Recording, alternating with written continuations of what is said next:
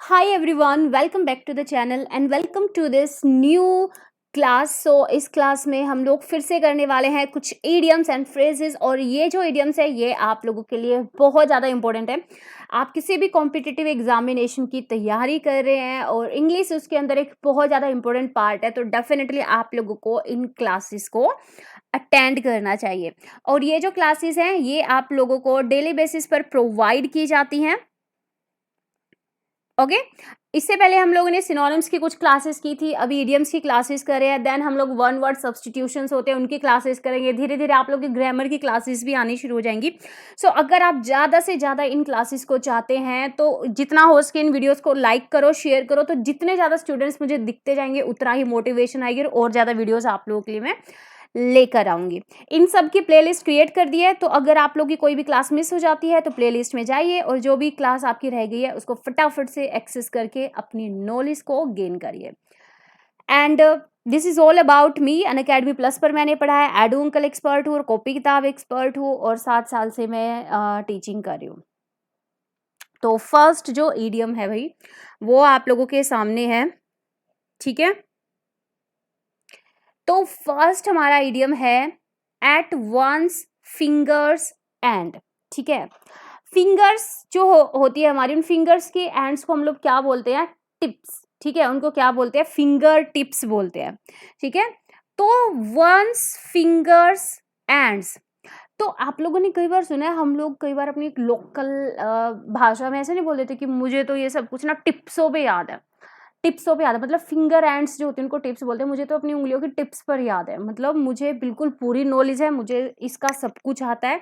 Complete मुझे concept आता है, कंप्लीट मुझे नॉलेज है, ठीक है। यहाँ पर आप सिर्फ स्टडी के रिलेटेड कॉन्सेप्ट्स की बात नहीं कर रहे हो, किसी भी मैटर के रिगार्डिंग उसकी कंप्लीट नॉलेज होने की बात कर रहे हो, ठीक है। तो एट वंस फिंगर्स एंड का मतलब होता है टू हैव कंप्लीट नॉलेज, बिल्कुल पूरी जानकारी होना, ठीक है।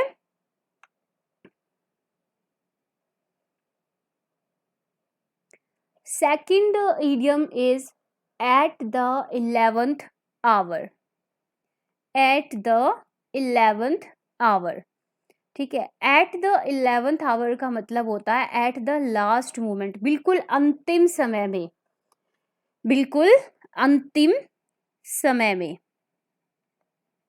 देखो अगर हम ध्यान से देखें भाई, हमारे दिन के जो घंटे होते हैं वो कहीं ना कहीं, अगर हम डे और नाइट को लेकर चले, डे और नाइट को लेकर चले, तो हम कहीं ना कहीं क्या करते हैं, हम 12 आवर्स में इनको क्या कर सकते हैं, इनको डिवाइड कर सकते हैं। तो 12 आवर्स लेकर चले हम लोग, तो अगर हम 12 आवर्स में से 11th आवर की बात करेंगे तो इसका मतलब सिर्फ कितना रह गया? सिर्फ 1 घंटा और रह गया। मतलब बिल्कुल अंतिम समय में, मतलब ये 12 घंटे होने में सिर्फ 1 घंटा और रहता है, ये 11वां घंटा है। तो इसका मतलब क्या है? बिल्कुल अंतिम समय में, मतलब 12 घंटे पूरे होने वाले हैं, ये हमारा 11th आवर है, मतलब एट द लास्ट मोमेंट, बिल्कुल अंतिम समय में, ठीक है। ये होता है इसका मीनिंग।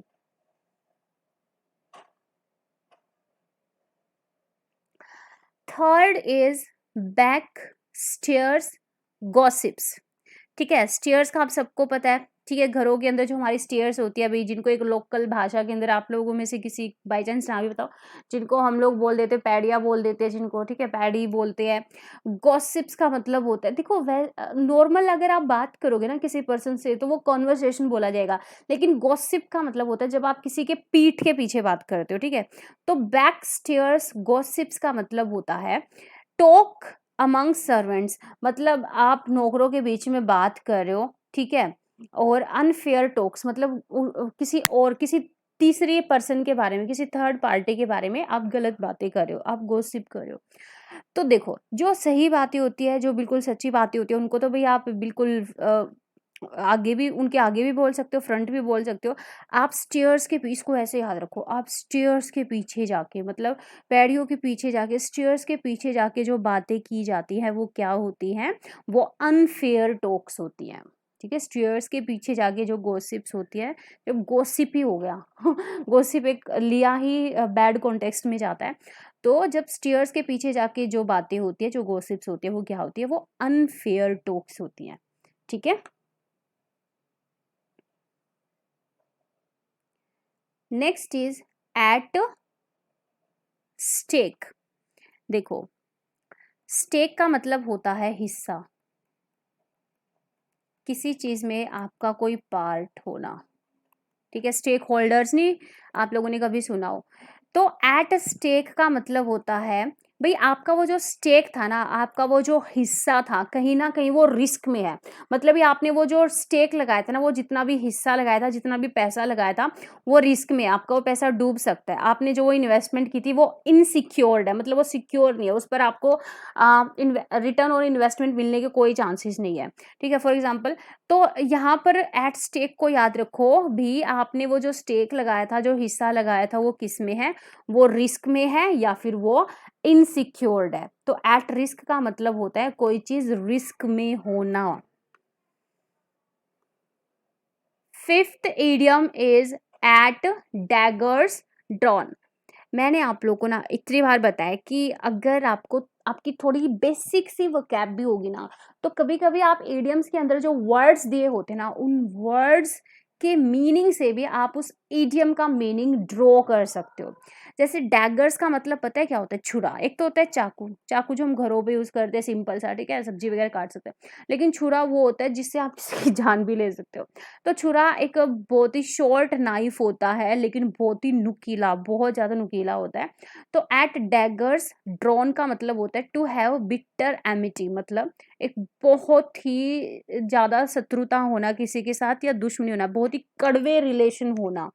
तो जब छुरा ड्रो, ड्रो का मतलब क्या होता है? किसी चीज को बाहर निकाल, जैसे ड्रोर्स को हम लोग बाहर निकालते हैं, उसमें से चीजें निकालते हैं। तो इसको ऐसे याद रखो कि जब आपको छुरा बाहर निकालने की नौबत आ गई, भाई जब आपको छुरा बाहर निकालने की नौबत आ गई, तो इसका मतलब वहां पर क्या है? वहां पर बहुत ज्यादा कड़वी दुश्मनी है, बहुत ज्यादा कड़वे रिलेशंस है वहां पर, ठीक है। तो एट डैगर्स ड्रॉन का मतलब होता है टू हैव बेटर एमिटी। उसके बाद नेक्स्ट हमारा यहाँ पर इडियम है at sixes and sevens. At sixes and sevens का मतलब होता है, इससे पहले हम लोग एक दूसरे इडियम को डिस्कस करेंगे। आप लोगों को याद है इससे पहले वाली क्लास में हम लोगों ने एक इडियम किया था, एप्पल पाई ऑर्डर, ठीक है। एप्पल से रिलेटेड कई किए थे, एप्पल पाई ऑर्डर किया था, एप्पल ऑफ डिस्कॉर्ड डिस्कॉर्ड किया था, ठीक है, एप्पल ऑफ एन आई किया था। एप्पल पाई ऑर्डर का मतलब था किसी भी चीज को अरेंज्ड फॉर्म में लगाना या इन ऑर्डर, उसको क्रम में लगाना, अच्छे से क्रम। ये नहीं कि कोई चीजें छोटी बड़ी है, जैसे मान लो स्कूल्स के अंदर जब प्रेयर होती है तो छोटे बच्चों को, छोटी हाइटेड शॉर्ट हाइटेड बच्चों को पहले खड़ा किया जाता है, फिर उनसे बड़ी, फिर उनसे बड़ी। तो ये क्या हुआ? वो एक राइट ऑर्डर में लगा रहे हैं। तो एप्पल पाई ऑर्डर का मतलब होता है एक राइट ऑर्डर में चीजों को लगाना। लेकिन एट सिक्सेस और सेवन्स जो है ना, ये बिल्कुल बिल्कुल अपोजिट है एप्पल पाई ऑर्डर के। इसीलिए मैंने आप लोगों को पहले एप्पल पाई ऑर्डर बताया। ये बिल्कुल अपोजिट है एप्पल पाई ऑर्डर के, ठीक है। इसका मतलब होता है डिसऑर्डर, मतलब पहले बड़ा बच्चा खड़ा है, फिर उससे छोटी हाइट का, फिर उससे बड़ा, फिर छोटी। तो यहाँ पर यार, यहाँ पर चीजें डिसऑर्डर में, मतलब अगर आप उन बच्चों को कुछ दिखा भी रहे हो आगे स्टेज पर, तो उनको दिखेगा ही नहीं जो शॉर्ट हाइटेड बच्चे हैं। तो हमेशा चीजें किस में होनी चाहिए? एप्पल पाई ऑर्डर में होनी चाहिए, ना कि एट सिक्सेस और सेवन्स। इसको ऐसे याद रखो कि आपने 6th क्लास के बच्चे जो होते हैं भाई, कहीं ना कहीं उनकी हाइट छोटी होती है, आपको उन्होंने आपने उनको पीछे खड़ा कर दिया, 7 वालों को आगे खड़ा कर दिया। तो जब आप 6 7 में चीजों को रखोगे तो वो किस में होती है? वो डिसऑर्डर्स में होती है, ठीक है। 7th हमारी यहाँ पर इडियम है एट वंस विट्स एंड। देखो, विट का मतलब होता है एक नॉर्मल माइंड जो होता है ना, जो चीजों को अच्छे से सोच सकता है, अच्छे से उनका आइडिया निकाल सकता है। लेकिन जब उस सोचने वाले दिमाग का एंड हो जाता है, जब उस सही तरीके से सोचने वाले दिमाग का एंड हो जाता है, तो इसका मतलब आप क्या हो जाते हो? आप कंफ्यूज्ड हो जाते हो, आप पजल्ड हो जाते हो, आपको समझ नहीं आता क्या करना चाहिए, क्या नहीं करना चाहिए। तो एट वंस, मतलब वंस का मतलब एक इंसान के कॉन्टेक्स्ट में लेते हैं। जब एक आदमी की जो विट, जो सही तरीके से सोचने वाला जो दिमाग होता है, उसका एंड हो जाता है, तो वो क्या हो जाता है? वो कंफ्यूज्ड हो जाता है, वो पजल्ड हो जाता है। 8th idiom is bad blood. Bad blood, bad का मतलब क्या होता है? बुरा, ठीक है। और ब्लड का मतलब क्या होता है? खून, ठीक है। तो बैड ब्लड का मतलब यहाँ पर होता है बुरी मतलब बहुत, जैसे अभी हमने वो किया था ना एट डैगर्स ड्रॉन, उसका मतलब भी यही था, कड़वे रिश्ते होना या फिर रिश्तों में कड़वाहट आ जाना, या फिर एमिटी का मतलब भी यही था कि दुश्मनी होना। तो जब भाई खून खराब हो जाता है, जैसे ऐसे नहीं बोलते कि मेरा खून खोल रहा है, मेरा खून खोल रहा है, तो जब खून खोलने लगता है, खून खराब हो जाता है, तो इसका मतलब वहाँ पर रिश्ते क्या हो जाते हैं, रिश्ते खराब हो जाते हैं, या फिर और यू कैन से वहाँ पर दुश्मनी हो जाती है। तो बैड ब्लड का मतलब होता है एमिटी, और you can say bitter relations. ठीक है, and we are moving to the ninth idiom of today's class, and that is bag and baggage. देखो, अगर आप अपने साथ सिर्फ एक बैग कैरी कर रहे हो तो आप उसको बैग बोलोगे, लेकिन जब आपके पास ग्रुप ऑफ बैग्स होंगे, मतलब आपने 4-5 बैग्स कैरी किए हुए हैं, तो उसको हम पूरा बोलते हैं बैगेज, उसको हम बोलते हैं बैगेज। ठीक है, तो यहाँ पर बैग एंड बैगेज का मतलब होता है विद ऑल बिलोंगिंग्स, मतलब बोरिया बिस्तरा समेत, विद ऑल बिलोंगिंग्स। ठीक है, बोरिया बिस्तरा समेत। 10th idiom is bakers dozen. देखो, जब हम बात करते हैं वेजिटेबल्स वाले की, तो वो जब डजन यूज करता है तो उसका मतलब होता है 12 इन नंबर्स, 12 होते हैं। ठीक है, आप बनानास की बात करोगे तो डजन का मतलब क्या होता है, 12 के लिए। लेकिन बेकर्स क्या होते हैं, जैसे हम लोग बेकरी के बिस्किट वगैरह सुनते हैं, नमकीन वगैरह सुनते हैं, तो ऐसा होता है भी 1-2 बिस्किट ऐसे आप 12 ले रहे हो, लेकिन 1-2 बिस्किट बेकर वाला जो होता है, बेकरी वाला, वो ऐसे डाल देता है, भी एक बिस्किट में क्या जाता है। तो एक सब्जी वाले के लिए डजन का मतलब होता है 12 इन नंबर्स, लेकिन एक बेकर वाले के लिए, एक बेकर्स के लिए, एक बेकरी वाले के लिए डजन का मतलब होता है 13 इन नंबर्स। ठीक है, 13 नंबर, मतलब 13 चीजें। तो इस तरीके से ये आज के हमारे ईडियम थे।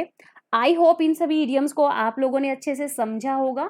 ठीक है, इनको डेली बेसिस पर रिवाइज करिए, और जल्द ही हम लोग कोशिश कर रहे हैं कि आप लोगों के लिए लाइव क्लासेस जो हैं वो शुरू की जाए, ताकि आप लोग लाइव क्लासेस के अंदर और भी ज़्यादा इंटरेक्टिव स्टडी कर पाए, और साथ के साथ हम लोग मिलकर स्टडी करें। ठीक है, तो मिलते हैं हमारे नेक्स्ट क्लास के अंदर। Till then, happy learning to all of you. Bye bye, take care.